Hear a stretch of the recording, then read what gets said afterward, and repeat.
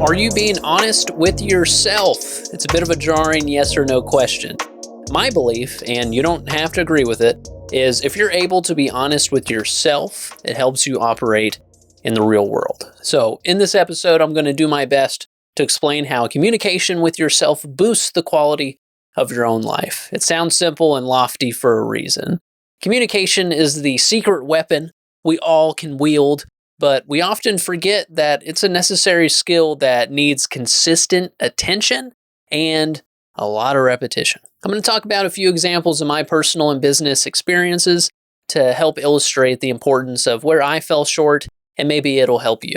Again, I'm going to be making a lot of assumptions for this episode because these are beliefs I had in my own head that were detrimental to me leveling up as an editor and as a future business owner. So, are you being honest with yourself?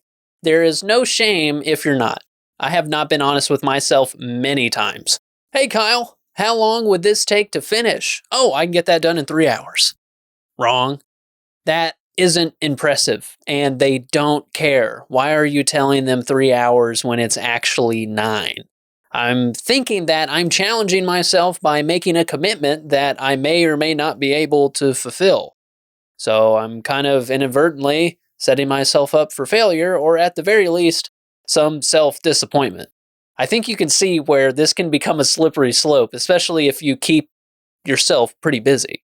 So here are 2 things that may help you. Give yourself longer blocks of time to complete tasks. Instead of tackling 3 to 5 projects in a day, maybe try just 1 or maybe 2.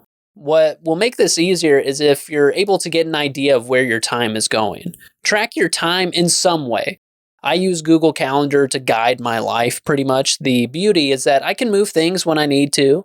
And if I have to move things around, I just take a deep breath and make a change when I need it. So it's not the end of the world for me. Sometimes I would get fed up or a little bit angry that I was like, oh, I had this plan. It's like, it's fine. It's life. Things are going to happen. It's fine. Here is number 2. I learned this from a podcast I edited a few years ago. The guy said, keep it to 3. 3 main tasks is all you're able to tackle for a day.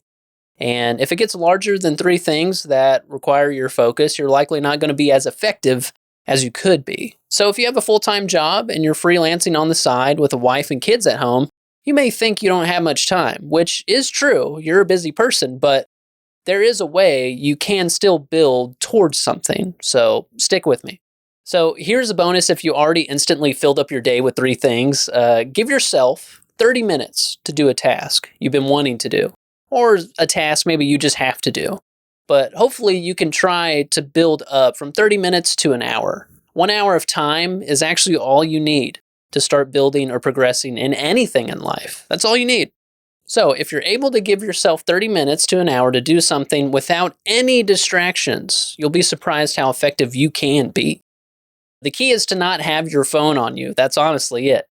And it is okay to admit that you are addicted to your phone. I will admit this. I'm basically an iPad kid at home. Most tasks that I do around the house, I've got YouTube or a podcast playing in my ears. So if you need to focus on something that is important, put the phone away. Set a timer and just get with it. And say that you try these out and you feel like you didn't have much progress or you didn't make much progress. I've got news for you. It's a skill. You're going to have to practice. It's discipline. It honestly is. You have to continue to work and challenge yourself. No matter how sophisticated or simple you might determine your situation, developing focus as a skill will inevitably provide some sort of direction in your life. I promise you. So far, I've described these as tasks. Use whatever word you're comfortable with because I have to block out time for rest, eating, working out, and socializing. Those shouldn't be perceived as tasks. It sounds kind of icky. Those are things that you should do to keep yourself healthy. So I'll message my siblings or my friends when is a good time for them to talk. I'll put it on my calendar. And when the notification comes up, boom, I'm giving them a call with no distractions. We have a more meaningful conversation if I'm not preoccupied, of course. Now, do I get this right every time? No. And it is a lot easier said than done to do this.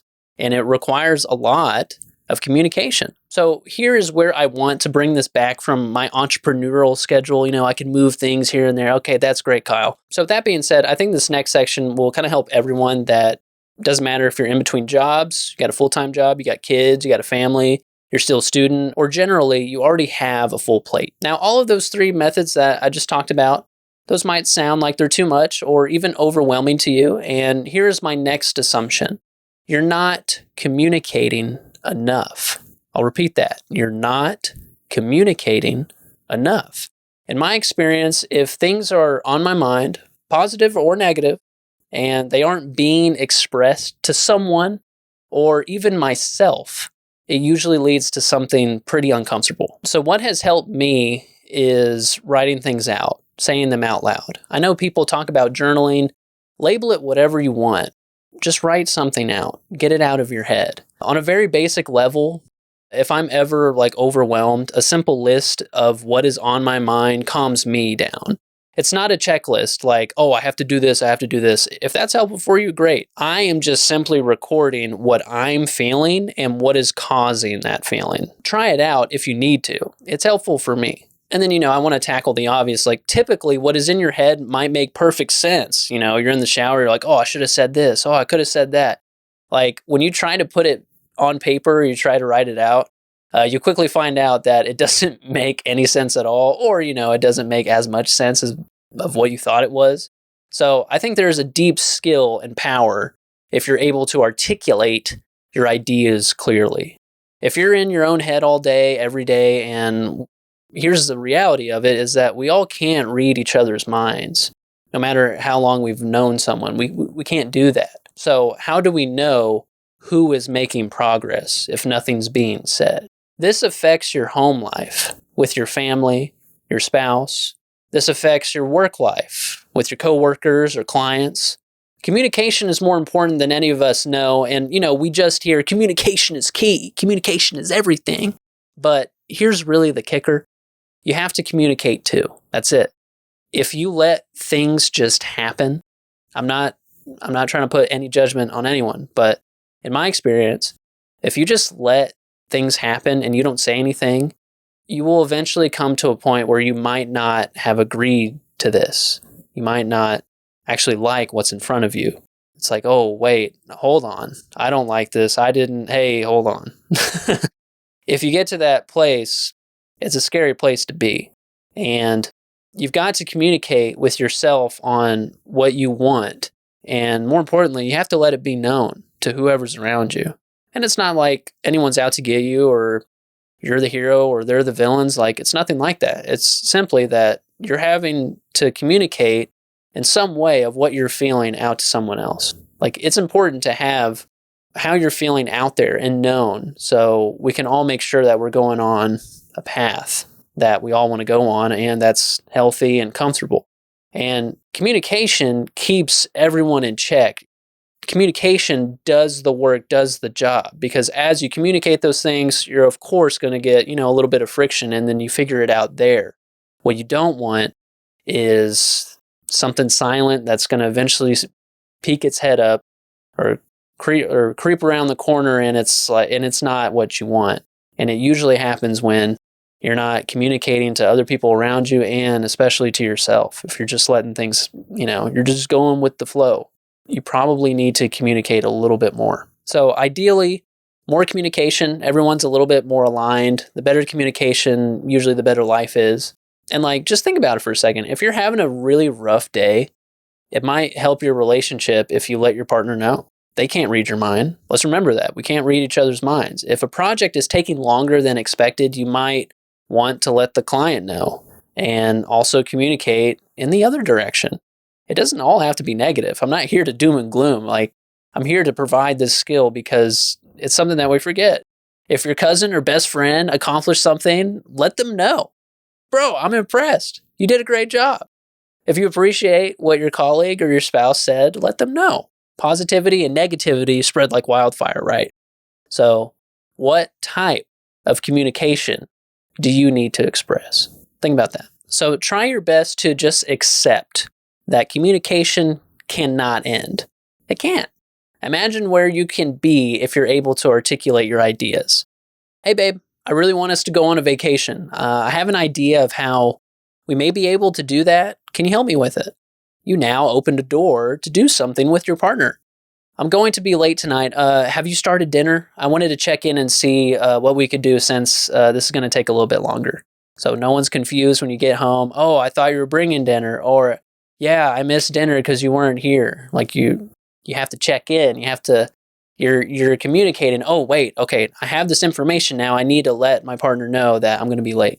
Communication's key. You could save yourself a lot of trouble if you just communicate those things. So if there are questions, feelings of discomfort, let yourself know and make it known so you can move forward. Okay, so this next section, I want to give you a quick example. Lack of communication destroyed my life multiple times. I know it's pretty dramatic to say, but that's how it felt.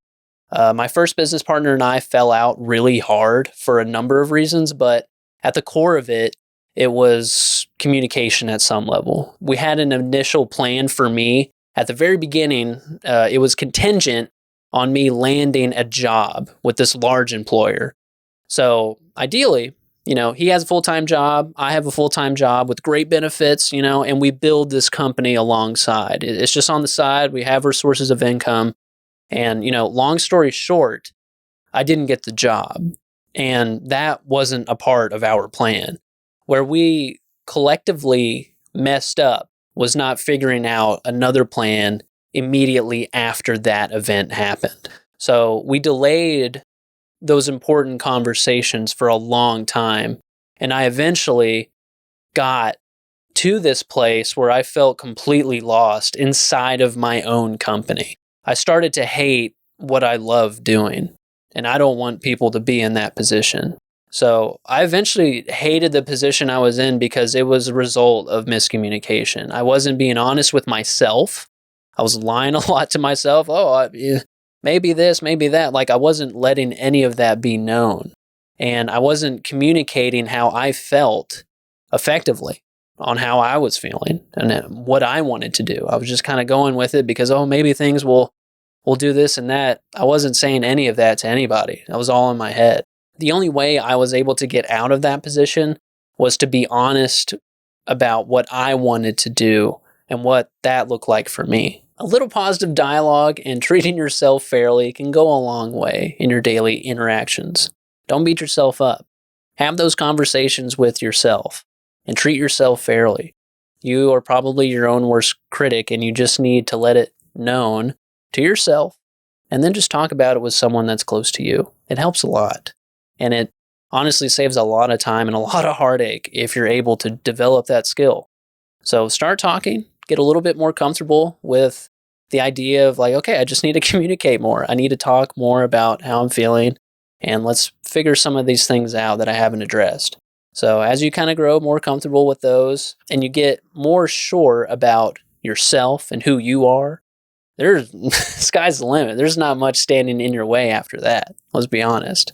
And the last thing I'll leave with you is this. Closed mouths do not get fed. I'll see you in the next one. Thanks, guys.